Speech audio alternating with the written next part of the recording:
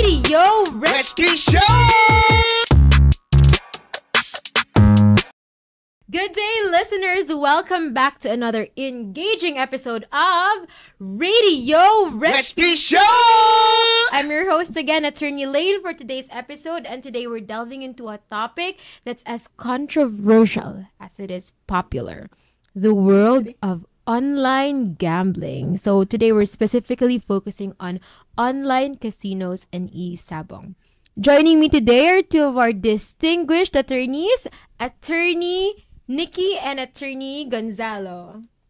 Hi, I'm Attorney Gonzalo of Respicia & Company Law Firm. Hi, I'm Attorney Nikki. E-sabong, or online cockfighting, has been a burgeoning industry until regulatory and social issues prompted governmental intervention. Attorney RJ, could you elaborate a little bit on the legal actions taken against online gambling and e-sabong right now? Now? Yeah. Now, okay. So now, there are some e-sabong stalls that are licensed by PAGCOR and other stalls that are not. So those stalls that are not licensed are currently being shut down. But again, it has become an endemic. More e-sabong stalls are being established as we speak, and I believe that our enforcement, the laws, is not keeping up. Right. Definitely. So, thank you, Attorney RJ, no? So I think right now, I want to focus a little bit more on e-sabong kasi e-sabong has sparked some controversy again in the Senate because now they're trying to push a bill to really illegalize the whole thing. Actually, e-sabong, for our viewers, it has been suspended since May 3, 2022. But as of now, according to our research, there are still 789 active and ongoing operations. Wow. That's crazy, Yeah. right? So, even if they've probably morphed into smaller and more elusive setups, they're still there. So, Attorney RJ, can you discuss the challenges that our enforcement agencies are facing right now? Bakit ang hirap itigil yung e-sabong? Well, firstly, sabong is really ingrained in our culture. Sabong has been existing since dumating si Magellan on our shores. There are historic records suggesting that upon landing here, yung mga Portuguese na-observe yung mga tribe, Filipino tribesmen natin, nagsasabong na. So, with the rise of technology, with the rise of internet, yun yung nag-bridge sa kanila between sabong and the internet. So, kaya tayo nagkaroon ng e-sabong. Yeah. So, parang deeply in our core talaga siya as being a Filipino, no? Yeah. Deeply ingrained in our culture, tradition, our daily lives. Yeah. So, Attorney Nikki, what about you?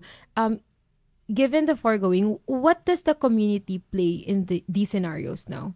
Do you think that there's a possibility that there could be a community-driven approach for regulation and for enforcement? Or is that too idealistic? Well, ideally, sana pwede, no? Pero I think we would have to rely on the LGUs for this to happen. Kasi if it's just a community-based approach, since it's culturally ingrained na talaga sa Filipinos, right, yung sabong, it would be difficult if parang appeal to the community lang. So it has to be with the help of the LGUs, yung implementation and also the proper regulations. Have you ever, to both our attorneys, have you ever observed or seen cockfighting or maybe e-sabong? Yeah. When I was a kid, behind our house in Calamba, yung mga tao namin, I would request to them, bata pa ako noon na kung pwede paglaban yung mga manok. Nako. Bata pa ako noon. I was 5 or 6 years May old. operator tayo dito. Hindi pa ako nag-iisip noon. Personal experience. Oo. So, pero hindi naman sila nilalagyan ng mga claws. Oo. Okay. Yung mga sabong kasi ngayon nilalagyan parang may sharp na claws na mahaba. Yeah. So, yun, na-observe ko. Tuwa ko, syempre, bata ako. Yeah. And na-observe ko rin e-sabong, particularly during the pandemic, kasi meron mga website yan dati. And dun sila lina-livestream yung sabong. And doon rin nagbebenta. Live stream. Yes. It's crazy, grabe. So parang, where is the shown, yung live stream na to? Sa computer, meron rin sa mga Accessible anywhere? anywhere. Basta may internet. Oh, wow. Sa mga province naman na walang internet or mahina internet, yung mga e-sabong nag-establish sila ng mga maliit na stall, mga sari-sari store lang. Tapos, nagpapatayo sila ng mga TV. Kumbaga, dun piniplay yung sabong. And then, kung gusto mo mag-gamble, pupunta ka dun sa stall and you would bet using your phone habang nanonood ka sa TV. Oh, wow. Is there an app for it? Parang ganyan. I believe ina-access rin nila yun sa website through their phone. I Pero see. pinapanood nila sa TV. Pero meron Sobrang naman sa high-tech, websites no? may streaming. Yeah. So maraming ways talaga. Even if wala kayong internet, Oo pwede nga pala. eh. But at the end of the day, these are animals, Yeah. you know. So, Attorney Nikki, what do you think? Do you think that these could potentially violate some laws due to animal cruelty? Yeah, definitely. Especially like Attorney RJ mentioned, no, merong mga claws na ina-attach sa animals Yeah. for them to Metal claws. oo, parang to aid in the fight. Pero I think that would raise concerns talaga of animal cruelty because Oo this is nga eh. unnecessary infliction of harm sa animals, and Yeah. also I think no kung since deeply ingrained na talaga yung sabong, I think we would have to put regulations in place na lang Yeah. to control yung to protect the rights of the animals na Yeah. yung welfare din nila, kasi even if you say na ipagbawal na Yeah. because of animal cruelty, it's not really practical at this point. Because Parang, it's really oo. part of our Oh, culture. even eh. nga yung isabong na suspended Yeah. dapat, Oo. they still do it anyway. So I Yeah. think better protection na lang siguro in place. Yeah. That's right. I agree. Kasi, I think you told me this kanina, Attorney Nikki. There's already a cockfighting law of 1974, diba? Yeah. But then, at the same time, the debate is still ongoing eh. Kasi even if it's regulated, even if there's a law for it, may impact talaga siya on animal welfare. Yeah. And you told me about the clause, right? Yeah. And then I think you mentioned something also. What happens? Do the chickens really die? They die, yeah. Most of the time, they die. Oh no. Tapos yung namatay na chicken, ginagawang tinola. Wow. Okay. Yeah. Ask any Very Filipino. That's so cruel. Sino That's kukuha ng quite cruel. tinola? Yung panalo o consolation prize na lang ng talo? Depende sa agreement nung magkalaban. Ang alam ko. Mas parang Pero sakro- usually, yung nanalo ang kukuha.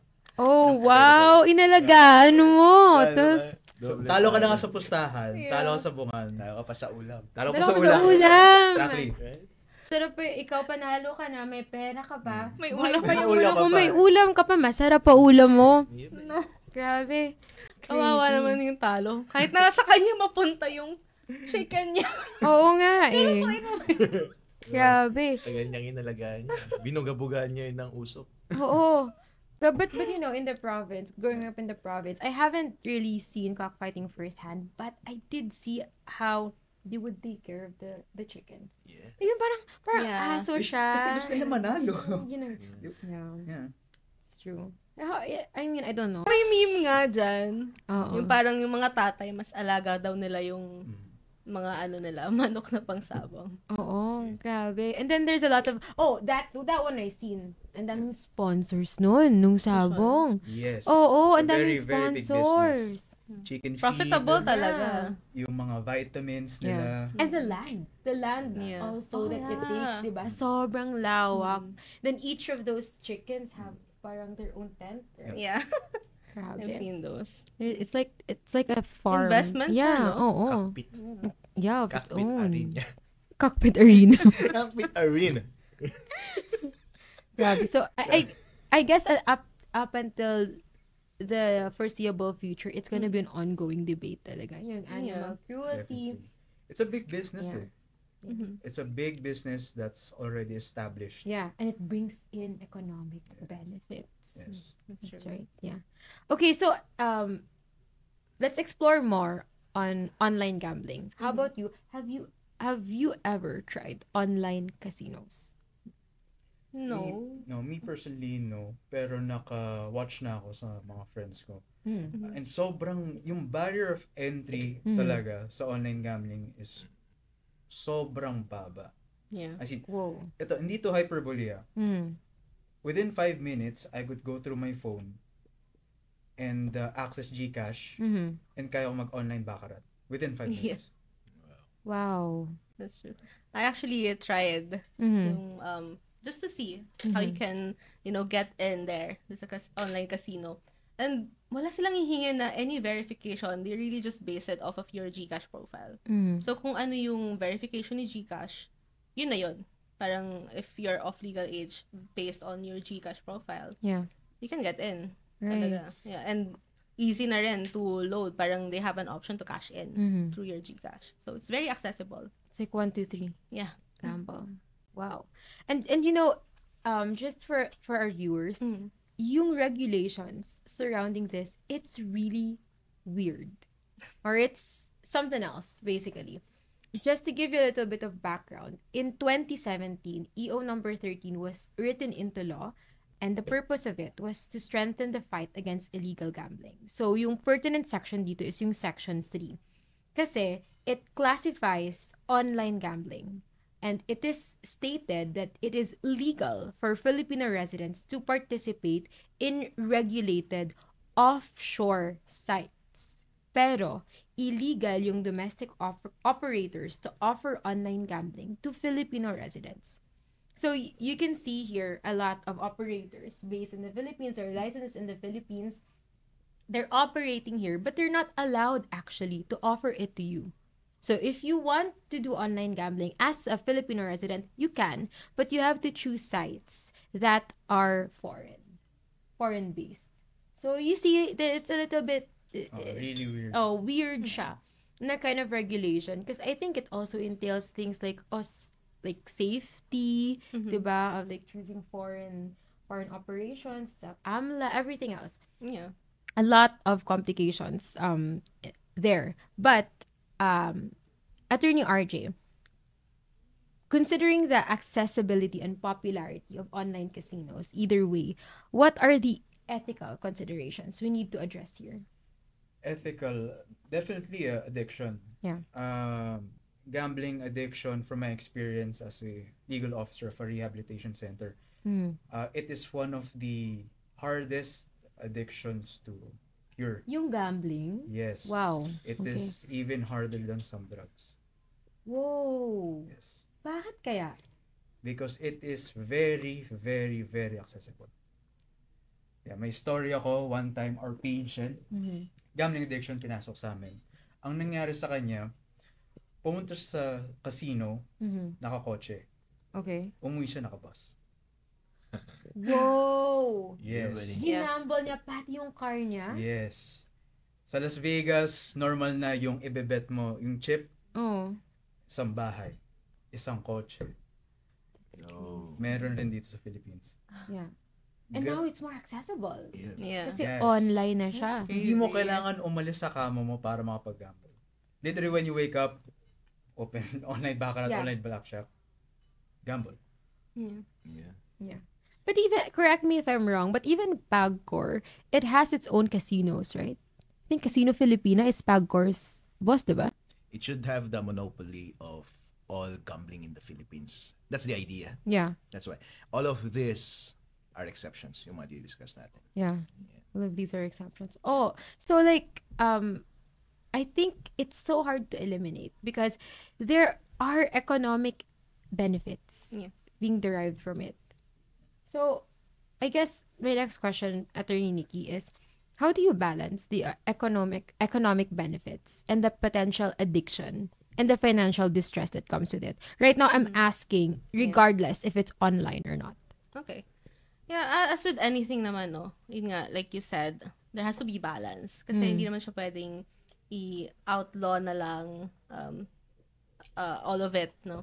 So, I think there really has to be more protection in place, and also we have to seek the help of LGUs, because it's also an implementation problem. Because not only yung mga online gambling, but also yung traditional gambling, I guess. Maraming, Yeah. like, mga weteng, ganyan, na not really regulated, or like, should not be under PAGCOR na, right? Parang, I mean, hindi na siya legal. So, hindi siya na-regulate ng maayos. So, I think, when it comes to implementation, you really have to have the cooperation of LGUs. Yeah. Kasi even if you implement additional protection, legislation, Yeah. if it cannot be implemented properly naman, parang it's all for show. Right. Right? Yeah. So it really comes down to implementation. And I think Attorney RJ also mentioned education Yeah. of the consumers. Kaya nga eh, cause that's the thing eh. No matter how many legislations you put in, I try to do a research of this, additional research of this kanina. Actually, ang dami palang pertinent laws that are connected to this. Even AMLA, mga ganyan, it's all connected to this. So, I don't think we're lacking on the regulatory side, but I think there are still certain loopholes that are or gray areas that are being taken advantage of. Right. So, I don't know, for you, what are those key legal challenges in regulating online sabong and casinos? Well, firstly, actually verifying whether a person is of lawful age. Yeah.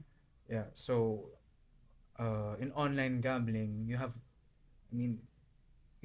really no way of knowing whether the person participating in online gambling is an adult.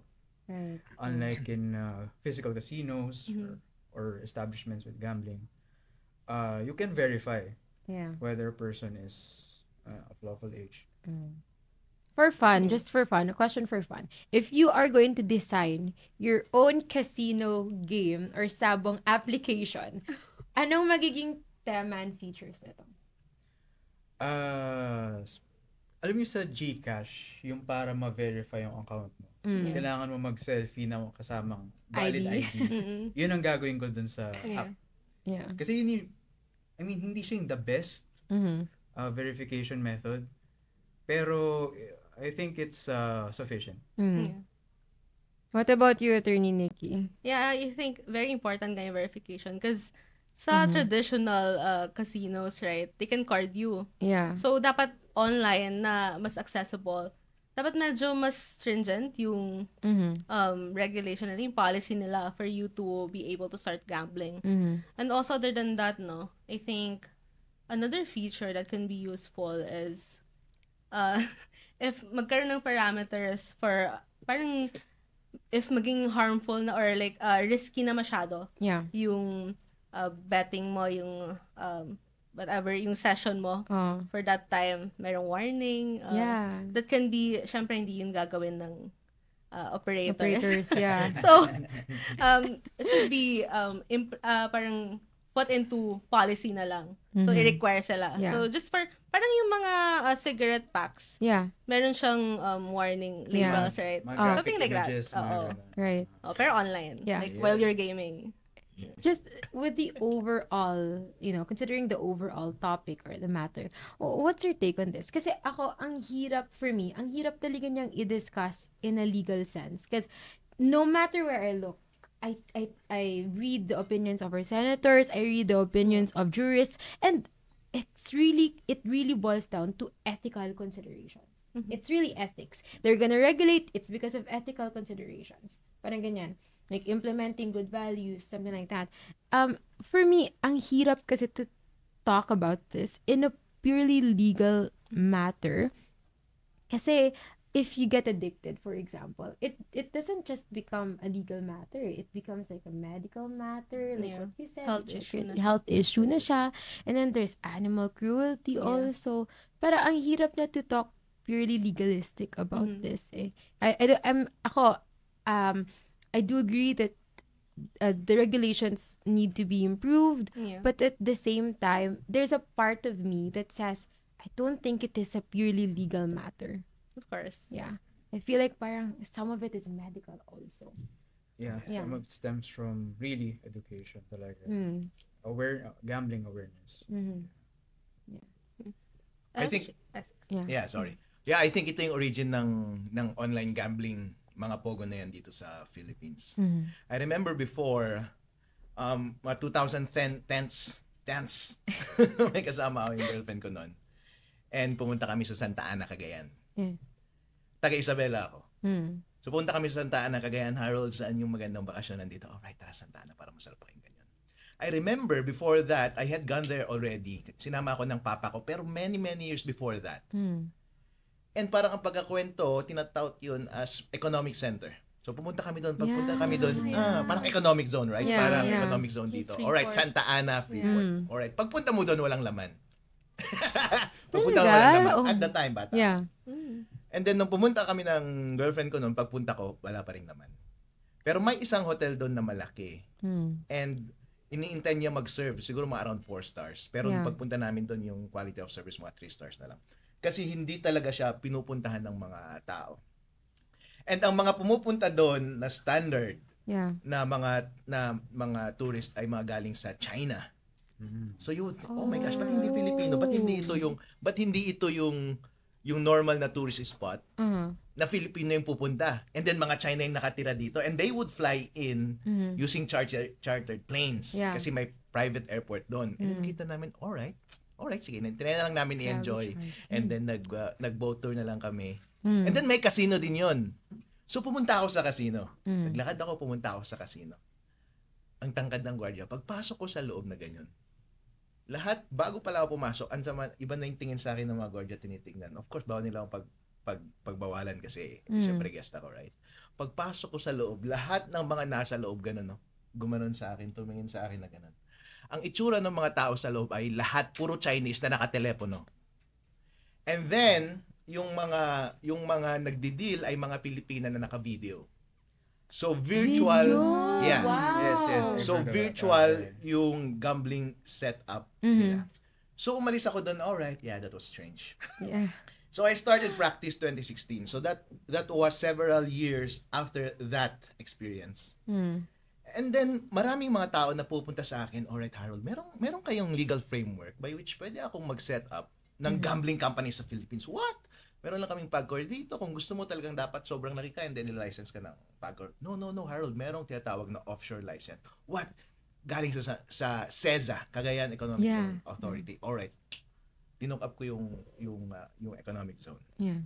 So nakita ko, merong obscure na batas out of nowhere na lumabas before many years ago under kay Enrile. Si Enrile galing Cagayan. And then nag-set up siya ng isang entity.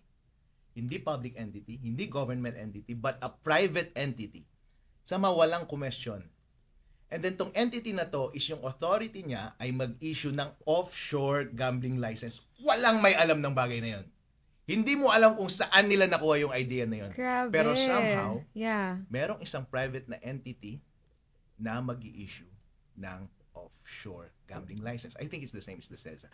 So, offshore gambling license. So, I called around, walang government agency na kaya na naintindihan yun, na kaya yun, until I reached yung CEZA, yung office mismo ng entity na yun. And then sabi ko sa kanya, Harold, you can apply for a license pero you have to be an accredited law firm or lawyer. So how to be accredited? I don't know. So who are your accredited law firms? I'll just work with them na lang. They only have 8. They only have 8 lawyers na pwede mong i-engage para kumuha ng license na yun. So I called one of those law firms. All right, hi, can you assist my client? He wants this. I want to learn also. I will be with him. Mag-collaborate na lang tayo. All right. Okay, sige, pumunta kami doon sa office nila dito sa Quezon City. All right, sinabi ko, okay, ito yung client ko. All right, so in-story niya sa client ko yung legal framework. All right, sabi niya magse-set up tayo ng offshore company sa British Virgin Bahamas or BVI. British Virgin Islands. Hindi makikilala kung sino may-ari. So, director lang. And then, gagamitin yung entity na yan, magse-set up tayo ng SEC company dito ng branch office dito sa Philippines through the SEC. Pero yung office mo, hindi mo kailangan magkaroon ng presence sa Santa Ana, pero yung branch office na yun, yung office niya sa Santa Ana. And then, you can set up your offices dito here sa Manila. Kaya nauso at that time yung maraming mga pogo dito, yung sabihin ko na lang yung unang generations ng pogo dito ng mga online gambling. So pumunta so yun daw yung setup. Wow, that was smart, sabi ko. Pero I observed na medyo strange na ilang lawyer lang yung pwedeng makakuha. And then yung organization na nagbibigay ng license is a private organization and sobrang closed organization. And ano yung participation ng organization na yun? Ang participation ng organization na yun is ila-license ka nila. So number one, titignan nila yung software mo na gambling. Of course, dapat hindi ka mandaya. Right? So parang sila yung magla-license na this guy's not cheating, so maayos yung software nila, kami yung nag-oversee, therefore bibigyan kita ng license. And then yung license na yun, pwede mong ipagmayabang sa customers mo outside of the Philippines para masabi mo na, alright, licensed ako, so let's have, taya ka sa amin. So yun ang ginawa, yun yung basic na service ng licensing agency na iyon. And in exchange, nag-act siya parang PAGCOR na regulatory body. Ano yung pinakamalaking come-on? Kapalit. Taxes. Wow. I think it was 6%. So same tax na makukuha ng PAGCOR sa mga normal na big time na gambling companies na legally licensed dito sa Philippines. Yeah. Yun din ang sinisingil niya doon. So isipin mo yung pera, ang laki. Grabe. So that's a small organization lang sila. It's a small organization, baka hindi mo na ma-access ngayon. Pero yun yung mga nag-issue ng maraming license. So isipin mo ngayon, lahat ng mga illegal na mga gusto magpatakbo ng gambling na foreigner, na mga mafia o mga triad, gusto nilang magkaroon ng semblance ng legality, dun sila pupunta. Maglolokohan na lang kayo siguro kung totoong na o-audit nila yun o hindi. Kasi yun yung condition ng license. And then may cut ka na malaking porsyento ng gross winnings every month. So ang laki ng pera. Ngayon, kung titignan mo yung organization na yun na nakakakuha ng gross taxes na iyon, hindi mo kilala kung sino may-ari. Kasi private, hindi siya part ng GOCC. Grabe. Hindi mo alam kung sino ang kilala nandun. And then, hindi mo rin kilala kung sino yung nagpapatakbo ng mga casino. So, hindi mo sila lahat kilala. Nag-set up sila ng office doon, nag-set up sila ng office dito sa mga Pogo dito. That's why yung first generation na Pogo offices noon, usong-uso noon yung mga nagre-rent na Pogo and then merong mga virtual. Yeah. And, yun yung model na na-inspire yung panahon ni Duterte. Oh. Doon sila na-inspire. Oh, I see. And then marami na lahat ng illegal na galing sa China, punta sila sa Philippines, gusto nilang kumita. I want to earn a lot of money too. Sa gambling. And then siguro nakausap nila doon sa PAGCOR, naglabas ng isang rule na shit na isang ganyan galiit. Pero magaling sila, ang ginawa nila is parang dati pa rin offshore gaming organization. Philippine Offshore Gaming Organization. Ibig sabihin, offshore gambling entity ka pa rin, pero lahat ng operations mo sa Philippines ay puro back office. Kaya kung titingnan mo yung rules ng PAGCOR, puro back office. Hindi ka talaga nagsaserve ng Philippines. Offshore, online ka nga, pero lahat ng customer mo dapat galing sa ibang bansa. Which is karamihan sa kanila, galing din naman sa kabilang bansa, nag-i-scam sila sa ibang bansa. Kasi yung mga ganyan na mga malabo talaga ng mga gambling companies na hindi mo alam kung sinong may-ari. Basta they can find a way na mangolek ng deposit and withdrawals, basta meron lang silang facility na mag-withdrawals and collect, halos hindi mo na nila kailangan ng regulation sa ibang bansa na yun eh. And then, dadayain ka na lang nila pagdating sa software. Panaluin ka ng konti, and then in the end, net, natatalo ka. Yung house parati ang nananalo. So, it's big money para dun sa mafia na yun. It's big money para sa kung sino man ang namulekta ng taxes for that. So, that was yung first generation. And then, nag-evolve siya ng paunti-unti sa tingin ko. Kasi sobrang enticing yung proposition eh. Papasok ako, yung mga Chinese ko dyan, gagawin ko kahit anong activity, hindi nyo ako pinapakialaman sa loob. And then, alright, babayaran ko na lang kung sino kayong nandyan. Kaya ang nangyari ngayon, yung mga illegal na mga organization, sila na yung nagrenta ng maraming Pogo offices. So, tinawag na rin silang Pogo. And ang lakas nila magrenta, na-control na nila yung real estate dyan sa May Pasay. Kaya ang daming Chinese dyan sa apartment. Kaya yung condominium price nag-skyrocket.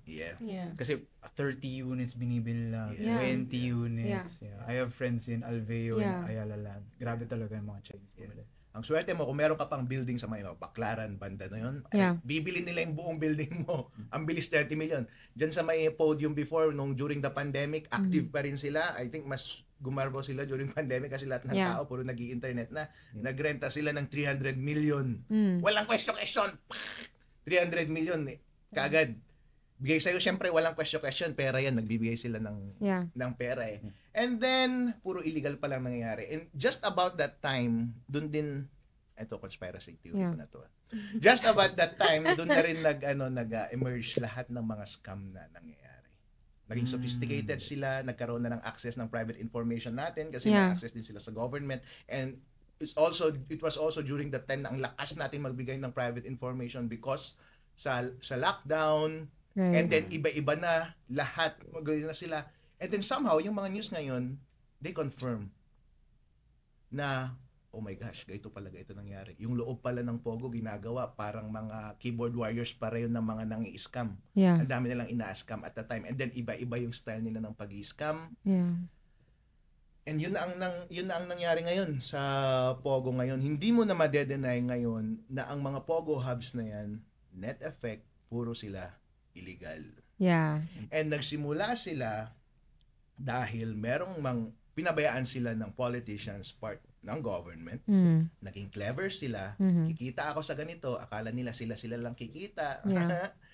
Pero kahit dito pala sa Philippines, na-infect na rin tayo. And nag-proliferate yun nung panahon ni Duterte. And right now, nakita natin na yung mga makapangyarihan na, right, once na illegal yung mga yan, makapangyarihan na sila eh. So, nakita mo na, siya na yung reyna sa may Tarlac. Right? Ang laki na ng compound niya doon. Yung mga may mga client tayo dito sa law firm na yung mga employee nila, traffic people yung mga yan. Sasabihin nila na traffic yung mga yan. Marami yung mga yan, traffic yung mga yan, wala lang sila magawa. Sinasabihan sila na ito ang trabaho mo, ang ganda ng trabaho mo, ito ang lifestyle mo. Pagdating nila dito, maliliit yung quarters, alright, okay lang. Tapos, pagpunta nila dun sa loob ng office, ito ang trabaho mo. And then, puro mga illegal yung pinapagawa. Wala silang magawa. Grabe. Ngayon, tapos, yung isa, syempre, merong mga Karen din yan ng mga empleyado. Kala niya, naglalagay sa mga sa online group nila. Nagre-reklamo. Ilalabas niya yung nangyayari. Yung mga connected na mga companies na illegal.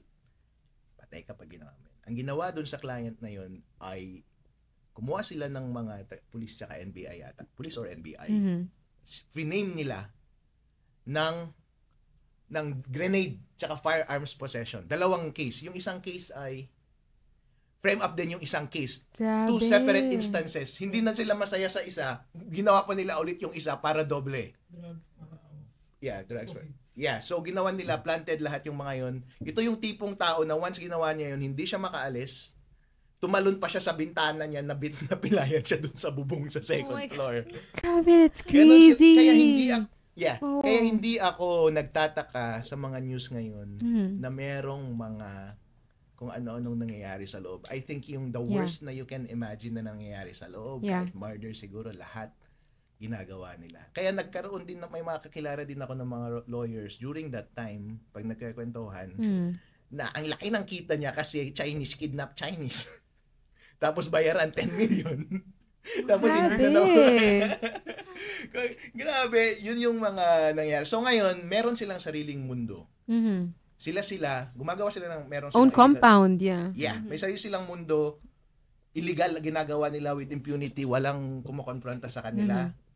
Pero yung gawain nila napupunta na apektuhan tayo to the extent na sila yung nangi-scam sa atin. Right. Yeah. So, yung unang nangyari. Parang mga NBI, mga PNP, kung gusto kumita ng NBI agency, mangre-raid sila, mababalik ulit. Basta lang may pera. Tapos kapag pupuntahan ka nila, magpaplanta sila, yung mga kotse nila mismo na mga Lexus, mga Alphard, yun yung ginagamit nila. So yun yung hindi natin nakikita sa news kasi walang matapang na nagsasabi. Pero kapag expose ka enough sa mga taong nagrereklamo, right, and then expose ka enough sa mga taong gusto ring mag-take advantage sa mga legal loopholes natin, unti-unting napagko-connect mo sa utak mo kung ano talaga ang nangyayari. And then meron pa nga isa pa, Alright lang, okay lang. Yeah. Pero Definitely. naisip ko lang Nag-enjoy ngayon kami, kasi boss. Pati media is kasama. Kasi malaking pera rin yan pagdating sa media bro. Sobrang sikat ngayon. Na akala mo ay napaka-sanctimonious na tao, na napaka-holy na tao yung tao na yan kung magkomentaryo ay sagad na parang maayos. Para lang tumahimik nakausap ko yung security guard para lang tumahimik, nagdala daw siya ng isang maleta na purong cash, 30 million dinala sa kanya para na lang hindi pag-usapan yung particular na pogo na yan. Wow, 30 million in cash. Isang maleta. To do nothing. Yeah, Sketchy. right. Yeah, sikat ka lang dapat. Right? Konting ano lang. Yeah. So malaking area sa society natin, I think, na meron na silang influensya. Yeah. And it is only because it's money. Once na wala yung pera, ang bilis natin bumaliktad. Kaya right now, ang bilis na baliktaran na tayo lahat na. Balik na tayo. Pero boss, I mean, ang daming pogo dito ngayon. Like, it's so prevalent. Pero why is it so profitable? For them. Diba? I mean, like, the pogo itself, the operators, bakit sobrang dami na ng pera? Like, is that really how online gambling is? Sobrang profitable ba talaga siya as a house? Don't think that it's just gambling. Yeah. Imagine that these people na nagpa-license dito, mga scam din sila ng China. Ayaw rin sila ng CCTV. Okay, so it involves scamming also yeah, kasi. Mga ano rin sila, alam mo yun, mga libag din sila ng lipunan. Ayaw din sila doon. Kaya napunta sila dito dahil tayo lang tumatanggap sa kanila. And then yung scam nila ay ina-encompass din ibang bansa. Kasama lang tayo sa bansa na yan. Yeah. And meron nga ako napanood sa YouTube na nag-dig deep sa subject matter na yan. Yung experience rin nila doon sa Cambodia, sa Vietnam. Oh. Ganon din. So, hindi lang talaga online gambling. Lahat, kumbaga para kang business na dynamic, right? Hindi lang isang product. Once hindi na uso yung isang product, na found out ka na nila, isang product naman. And then yung raw materials mo is dapat may connection ka sa mga data holders, mga government, para makuha mo mas marami kang makuha na raw materials na pwede mong pagsamantalan yung mga tao. And ganun talaga sila nag-ooperate, mafia. So isang facet yun. Isa pang facet yung mga biktima, yung mga nakakausap nyo sila dito sa office. Yeah. May nakausap tayo dito sa office na merong tinatawag na pinakamalaki ata na malakas silang mga scam is yung parang pig something, pig gutting something. So, shoshotain ka nila bilang matanda na babae. Oh no, love scam! Love kang dalawa.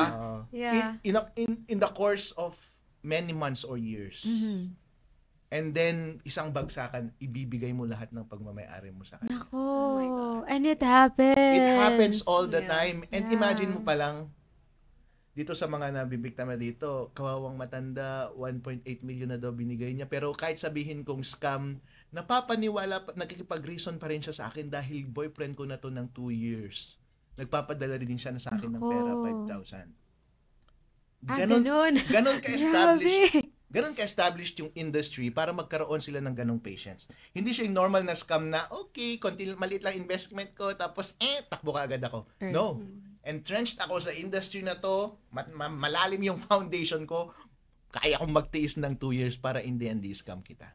Long-term scam talaga. Yeah. The long game.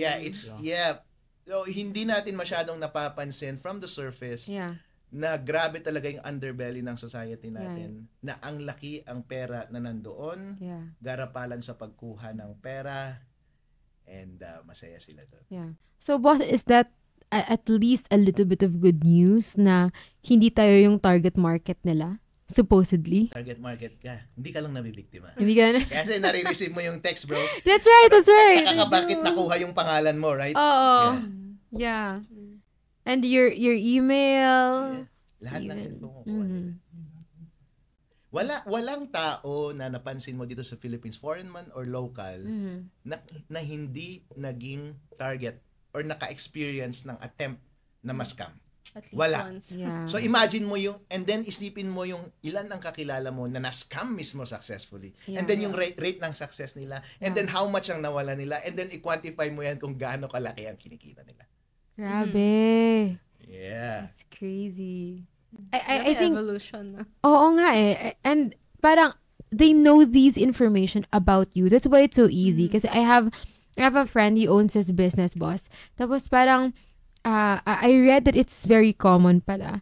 Nahihingin ka nila ng pera like, oh, we want to book this service with you. However, in order for you to come here, kasi strict pa yung business nila, you have to get the antigen test and it's 2K per person. So you're gonna pay that much also just to get their business. And then wala na. Wala pala. It's a scam. But they didn't stop. My friend told me. They got, for example, 10K from him. I didn't stop. They would say, oh, my apologies, sir. Actually, the rate is currently like this. But don't worry because we will refund it. They'll milk everything they can off of you before they let you go. Yeah, maraming ganyan. Iba-iba yung front nila. Like yung sa'yo, di ba, Right. business. Yeah. Yung iba naman, parang online lending. Yeah. And then, sabihin, okay, I'm gonna lend you this amount. Mm. Pero before you can get it, you have to pay me for some sort of code or like security process. Yeah. Tapos, manghihingi kasi nagbigay ka eh. Yeah. So, itutuloy nila hanggang sa, yung nakuha nila sa'yo, almost the amount na nung gusto mong i-loan. Yeah. So, parang sila pa yung kumita sa'yo and you're never gonna get that loan. Yeah. Or you're never gonna get refunded. So, that's, di ba? Yeah, that's crazy. Yeah, that's that's crazy crazy. because I've always parang ina-analyze ko, how can they get so rich with just Yeah. online gambling? And then you realize, the gaming, it's not just kasi Gaming. limited Yeah. to the gambling Yeah. It encompasses a lot more things. And Yep. parang, some of our Filipino, some of our kababayans also work there. Diba? Yeah. Meron din mga parang they offer online jobs. Kasi they're gonna that pay you one talaga also. at Mhm. first. Yeah. And then, for you to progress, you have to pay them muna parang Yeah. enrollment fee or Yun something. yung sinasabi ni boss na Yeah. sobrang organized. They're so patient. They even have 5 people na, Yeah, parang may Oo. group chat sila. Kunyari, sabihin ng iba, I received this amount na ganyan. Pero, Yeah. kasabot din nila yun. yeah. And boss, yung like mga pogos, they pay their taxes, diba? But I think they also, I don't know, correct me if I'm wrong, but they also pay franchise tax. They're operating under certain procedure. Yeah. Issue ng PAGCOR, right? Yeah. And then, of course, nandun makita mo yung pera doon, percent. Yeah. And yun yung tanging lubid Yeah. na nakadikit sila sa PAGCOR. Yeah. Once tanggalin mo yun, wala na sila. Yun na ang dahilan ba't di sila binibitawan ng PAGCOR. So, somehow, nagde-declare sila ng certain revenues and based on that, binibigay nila sa PAGCOR. Pero pagdating sa credibility ng PAGCOR, Yeah. right, tingnan natin kung ano yung ranko, anong ranko ng PAGCOR pagdating sa credibility ranking sa lahat ng sa mga agencies sa Philippines. Yeah. I don't know. Do you know what the credibility ranking of PAGCOR is? Ayoko na hulaan. Tingnan mo na lang sa Supreme Court cases natin kung ano yung mga nangyayari doon sa loob. And then yung mga news. Yeah. Right. Yeah, grabe. So, boss, can you clarify more to our audience? What else are the more or common misconceptions that we usually encounter about the legality of these online gaming facilities?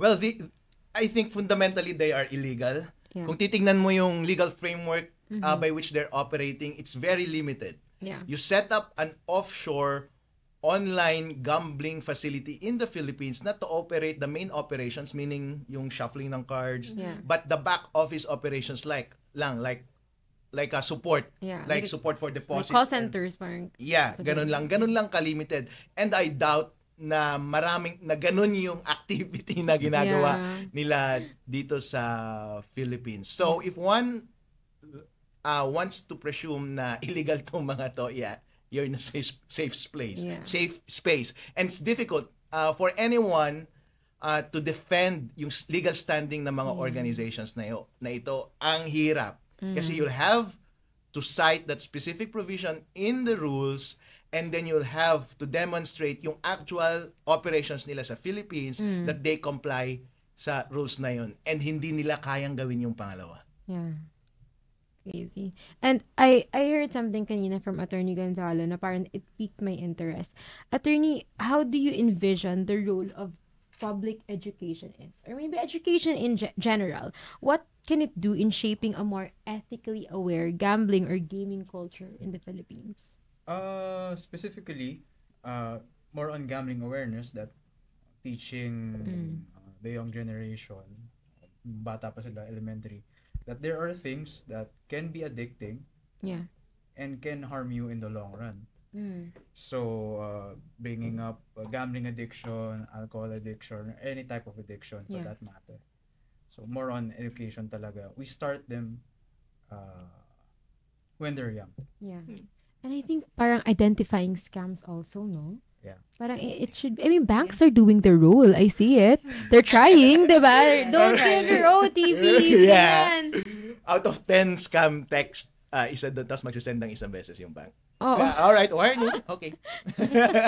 Diba? I mean, Pero scams are getting smarter. yes. Nare-replicate nila yung website kung sa mga enter yung OTP sa Yeah, Gcash. yeah. As in, down to the pixel. Yes. They go with the Ang galing times. nila. Yeah. There was even that yung na-post siya. Actually, nag-trending talaga siya. Na they call you, they know your credit card number, they know everything about you. Yeah. And then they're telling you na parang, oh, yeah, you do this in order to get your rewards.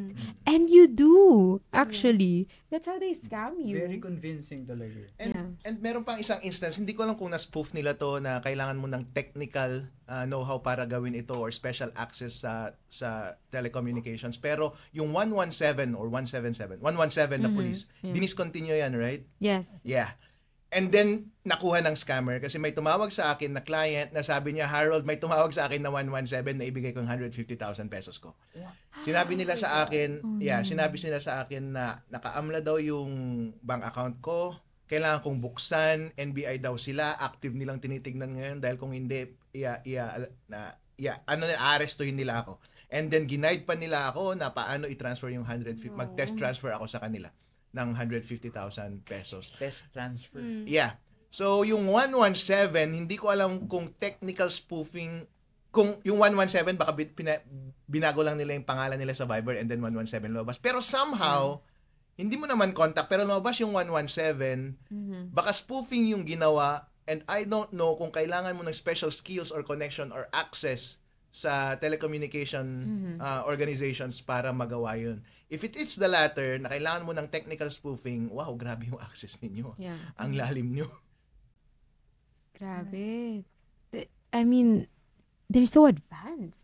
Sobrang sophisticated na talaga. Sophisticated. And they just get better and better, actually.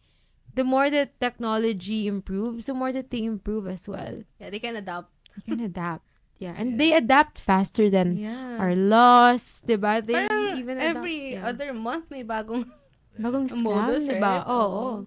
And then the most that people can do is, I don't know, they just can post about it. But it's so hard to track awareness. kasi. Kasi how are you gonna get it back, diba? Yeah. Unless you file talaga. Hindi na nga ako sumasagot ng miss call eh. Talaga, Yeah, kahit boss. pag di ko Unknown contact, number. di ko na sinasagot, client pala. Bala ka, mag-text ka na lang. Yeah. Actually, that's a good, Introduce diba? first. Yeah, that's a good way of thinking Text na parang muna bago text call, muna, yeah. pakilala ka muna. Marami yan sa calls daw, tina-timing din nila. Like yung mga bagong gising. Kaya marami Na parang wala ka pa wala sa ka pa ano sa mo. ano eh. Grabe, it's so sophisticated, even the timing, no? Yeah. And then, ang laki pa ng kita nila daw. So, even mga Filipinos din, meron ding mga organization, di ko alam kung affiliated sila sa Pogo, pero same business model. Yung mga Pilipino, papasok doon, nang i-scam din sila. Pero ang laki ng percentage. Ang halos hati ata sila ng may-ari. So, kung ako yung nag-e-effort, 50% ng makukuha ko akin. Yung 50% sa'yo. Right? Ang laki ng pera ko. Siyempre, kaya motivated sila. Lahat ng ethics nakaset aside na. Wala Oo na. nga eh. That's the thing eh. That's actually what I want to ask next. But like with you as a lawyer and then even with dealing with these cases, like parang how do I ask this question? Like, what personal values or principles of yours actually guide your approach to tackling circumstances that challenge your very value or principle? Like, because I'm saying, you know what boss said, I don't know how somebody can do that, but parang knowing that you're scamming someone, diba? Knowing that you're ripping money off of them, and it's okay. All the ethics go out the window. All the principles go out the window. Like, I can't imagine that. ang hirap i-envision. So, like, how about you, Attorney Nikki? What principal values or principles of yours guide your approach? I mean, right now, we reason out yung culture, but then where's the values, diba? Why is it getting thrown out the window? Well, partly, as I believe, corruption rin is deeply ingrained in our culture. I mean, to give an example, sa novel pa lang ni Jose Rizal, yung mga corrupt, doon na dinadisplay sa No Limitang Here, yung mga corrupt priests, mga corrupt na Filipinos. So, I don't really think we can harmonize those values kasi corruption is a very problematic part of our culture as well. Yeah. It's very well established. Attorney Nikki. I think it's not really about harmonizing the two. It's more about striking a balance. Yeah. Na, okay, it's here and it's part of the culture, but also we have to put, I guess, again, regulations in place for protection lang din, you know, ng protection ng Filipinos, you know, the welfare and whatever rights na we have to safeguard. Yeah. Pero at the same time, since it's a part of us na, and also may economic benefits then that cannot be disregarded din naman basta-basta, you know? So there are a lot of considerations. So I think it's really about striking a balance. No? Yeah. Boss, what do you think? About Harmonizing or striking a balance with Filipino culture and Filipino values. Kasi we were saying kanina, some gambling, mga huwete, mga mahjong, mga ganyan. And then even Sabong, they're now technologically advanced, diba? And we cannot remove it, mainly because it's so ingrained in the Filipino culture. But then, with that, what about where do the Filipino values take place there? Bakit parang in trying to preserve our Filipino culture, bakit parang the Filipino values gets thrown out the window? Gambling is a universal value. Hindi lang Philippine, sabi ni attorney kanina, it's been here for thousands of years. You cannot change that. Yeah. That's a flaw. That's a vice. Yeah. That's a vice that's permanent. Yung ibang vice nga natin permanent din tulad ng katamaran. And ganoon din yung gambling. Right? And it's up to us kung ano yung binavalue natin as a society. And that's the role of government. Yeah. For example, in the States, merong mga state na legal yung gambling. And then merong mga state na hindi legal yung gambling. So nasa kanila kung ano yung pinaprioritize nila. Yeah. Sa mga state na may gambling doon, somehow hindi natin nakikita yung mga ganito kapangit na mga activities. At least doon, disiplinado sila pagdating sa licensing, pagdating sa activities, maayos yung mga apps, maayos yung functioning ng funding and withdrawal, malaki yung participation ng money laundering nila doon, maayos yung money laundering implementation na yun. Kaya hindi mo pwedeng mag-skirt around doon sa sistema nila. Kaya kung gambling lang yan. Yeah. Kung manloloko ka at mga scammer ka, wala kang lugar doon sa mga state na yun. So kung yun yung extent na gusto mo na implementation ng gambling sa Philippines, then gawin mo ng maayos. Yeah. Right? Pero kung ayaw mo ng gambling altogether, okay lang din naman. Sabi ng Bible, wag daw mag-gambling. So okay lang din naman. Kasi so totoo lang, in the long run, hindi naman siya wise. Pero whether or not that's the function of government to regulate vices, ibang usapan na yun. Pagdating naman sa Filipino culture, wala, maging ka na lang, i-elevate mo na lang yung character mo, elevate mo yung virtues mo bilang tao. I don't think na pwede mong impose yung elevated virtue as a whole sa isang bansa. Ibigay mo yun sa sarili mo, i-demand mo yun sa sarili mo. And somehow also, yung pagdating sa pera before integrity, I think na mahal ang integrity. Mahal ang virtue, mahal ang honor, mahal ang heroism. True. I think fundamentally yung mga tao talaga nandun pa rin sa baba na kapag finid mo sila ng pera and yun pa rin yung value nila at ayaw nilang i-acknowledge yung wisdom ng honor and integrity, wala kang magagawa, ma-feed mo yun. That's why merong corruption. That's why mahina tayo sa vision ng sugal. That's why meron ding mga tao na walang ibang naisip na hanap buhay kundi mang-scam na lang ng ibang tao. Right? So pagdating sa bagay-bagay na 'yon, baka tulad ng sabi nila, baka permanenteng may good and evil sa mundo. Hindi na natin kayang i-design 'yan. Hindi na natin ma-harmonize 'yun, right? Pero anyway, I think ito magandang thought sa tingin ko. I think merong levels, may stages ng ethics pagdating sa illegal na mga ganyan. I think pwede kang evil or so evil or very evil. So, meron akong kaibigan na ang business niya ay nagpapasugal ng odds, right? Kapag college students ka, nagpapasugal ka ng odds sa basketball o sa kahit na anong sport, illegal 'yon. Meron daw din akong kaibigan na nagbebenta ng abortion pills.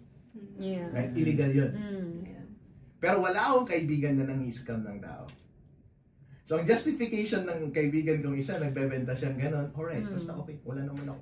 Sustainable tong business ko, sabi niya, dahil wala akong linulokong tao, nagpapasalamat sila sa akin. Then, pinacilitate ko yung kailangan nila, sabi niya. Alright. Yung isang kaibigan ko, sabi niya, okay lang din. Yun yung medyo elevated evil, kasi napapaligaya ko sila, pero syempre, nagkakaroon ng bisyo yung mga customer niya. Pero wala pa rin siyang niloloko, right? Pero kapag scammer, yun yung hindi sustainable na business. And I think yun yung pinaka-pernicious. Kasi, hahabulin ka ng nangahabol sa'yo.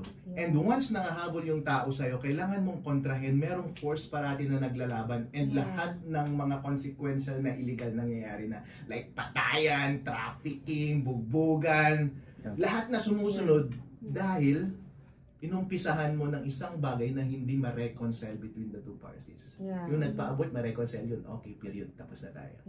Sa sugal, nagpataya ako, okay, period, tapos na tayo. Pero kapag nang-scam ka ng tao, hahabulin ka niya, protektan mo yung sarili mo, magsasakitan kayo. Forever na sunod-sunod lahat ng kademonyo ay nalalabas. So, I think yun yung pinaka-demonyo. Pinaka-evil na illegal. Boss, speaking of Pogo nga, what preventive measures would you recommend to enhance the ethical oversight of Pogos and protect users from fraudulent activities? I don't think na one could hope still na maging effective ang ethical oversight. Yung politicians natin and then yung mga bureaucrats natin, I don't think they're capable. Culturally din dun sa government natin, I don't even think that they understand. I don't think that they understand the notion of conflict of interest, integrity in their functions. Hindi nila magets yun kasi napaka-remote yung effect sa kanila. Napaka-remote. Ang alam lang nila is may pera si bossing, may perang ino-offer, may dadaan sa atin. Pero hindi nila ma-wrap yung head nila around sa notion na merong remote ng tao na kuwakaway doon na nanghihingi ng tulong sa kanila at nawawalan ng pera. Hindi nila naiintindihan yun. That's why yung ethical oversight, hindi mo na maasahan sa kanila kasi yun yung pinaka-basic na understanding na meron sila. So, na-ingrain sa culture, kumbaga nasa organization, right? Kung may uutusan ka na paralegal, may uutusan ka ng assistant, alam mo, fundamentally, hindi niya talaga kaya. Hindi mo, wag ka nang umasa sa kanya. And I think yung mistrust sa government natin ngayon, ay yun ang nangyayari ngayon. That's why I won't even trust kahit na anong suggestion or implementation ng kahit na anong ethical oversight na gusto nilang gawin dyan. Either stop it or not. Ikaw, attorney, as someone who's worked in a rehabilitation facility before, for those who've been addicted or even have gone through that phase, what can you say to our viewers or listeners in case they or they know somebody who's been through that? Especially because of gambling and gaming. Really, it's about, ang daling sabihin pero it's really knowing when to stop. When the addiction controls you, that's the time when you really need to do a personal inventory of yourself. And you should ask yourself whether, am I going to let this addiction control me? Or will I control this addiction? If you really can't control your addiction, you seek medical help, seek professional help, really. And when you have a loved one or someone, you have a friend na tingin nyo nalululong na sa gambling, be a friend or be a family member and tell him to seek professional help. Yeah. Kasi, hindi niya naman yan maiisip eh. Lulong na siya eh. Yeah. I mean, he's really addicted na. Yeah. So, bottom line, help one another. Yeah. Kasi pag you're addicted already, wala na eh. Wala na. Nope. You're parang pasok dito, labas dito. Yeah. Pag addicted ka. Attorney Nikki, what are your predictions for the future legal landscape of online gambling, e-sabong, and even Pogo in the Philippines? I'm not sure about Pogo, pero online gambling and e-sabong, I think our lawmakers are trying to legislate again, no? Merong mga, I think they're trying to pass House bills before, like a couple of years ago, I remember. Yeah. Merong House bill regarding, I think, e-sabong. This is before their suspension pa, no? So, even back then, I think, they really see the need na to at least adapt do sa technology ngayon, since iba na nga, hindi na siya yung traditional casinos, gambling, and e-sabong, no? So, nag-migrate na to other platforms na more accessible. So I think they also see the need to address that. Boss, what about you, boss?